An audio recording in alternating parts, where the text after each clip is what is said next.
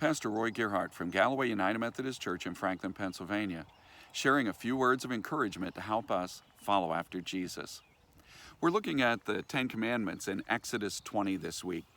There are some Christians who would ask, do we really need to know the Ten Commandments? I mean, do we have to obey them? Aren't we under grace? Well, the answer is yes. Yes, we need to know them, and we still need to keep the Ten Commandments, because these are basic instructions about life. Jesus said that the whole purpose and meaning of life can be summed up in two commands of God: to love the Lord your God with all your heart and soul and mind and strength, and to love your neighbor as yourself. And the Ten Commandments give us practical touchstones, positive steps that we can take to live that out. That if we love God, we're going to worship the Lord alone. We're not going to make any graven images, but we're going to go directly to God. We will use God's name with honor that lifts up and exalts His glory, and we will block out time in our week to create a rhythm that maintains worship and service as a constant in our lives. And to love our neighbors, well, we're going to start by honoring our father and mother. We're going to work out our disputes so that we do not murder, we do not commit adultery, we do not steal, do not commit false testimony, or even covet our neighbor's spouse or our neighbor's property. All of these are very practical and pragmatic steps that allow us to live into the purpose of God, to love God and to love our neighbor as ourselves. Now, we've gone through the first 6 commandments, and the last 4 all speak to us about fidelity.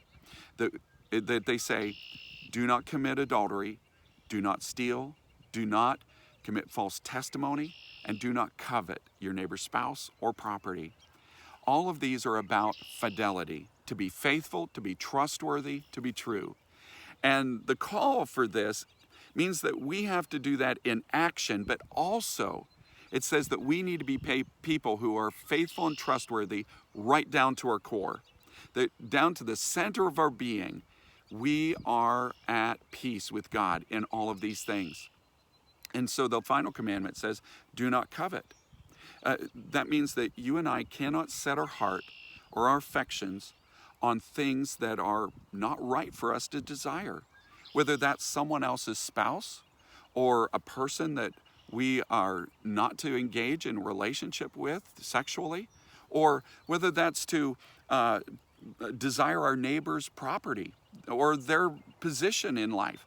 We are not to be people who are jealous, envious, and driven by affections and attachments that are inappropriate for us, that we cannot actually live out. You see, Jesus even spoke to this in Matthew 5. He had spoken about the commandment, do not commit murder, and said, you've got to have this true right down to your center, because even if you have a blackened heart that you would curse your brother or sister with vicious and malicious words, well, you've already turned evil in your heart. You've already committed sin. And Jesus said, if you look on another person lustfully, that you've already committed adultery with them in your heart. And so that we've already set our affection on a sexual relationship that is not right for us to pursue. Now listen, if you and I do that, we set our affection on people, on relationships, on activities, or on having things that God forbids us from, then at the very least, we are going to be living in discontentment, always internally in conflict, never satisfied with what God has given us or where God has placed us. And so we'll never have peace within ourselves, and therefore never peace with God. We're always going to be in this tension of discontentment and in a place where we are desiring to do something that we know is disobedient to God.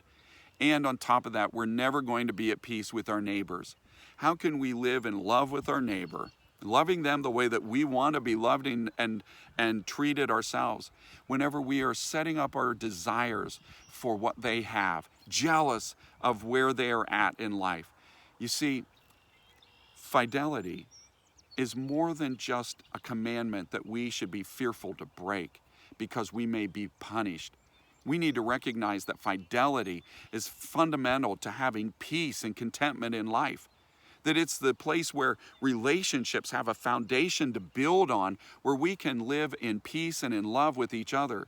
And it is the basis upon which we live in faith, faithfully following after God. And so in all of these things, we need to exercise a fidelity that we do not commit adultery, we do not steal, do not lie, and do not even set our hearts on things that don't belong to us. May God bless you today, and as you share this good news, may God make you a blessing wherever He takes you.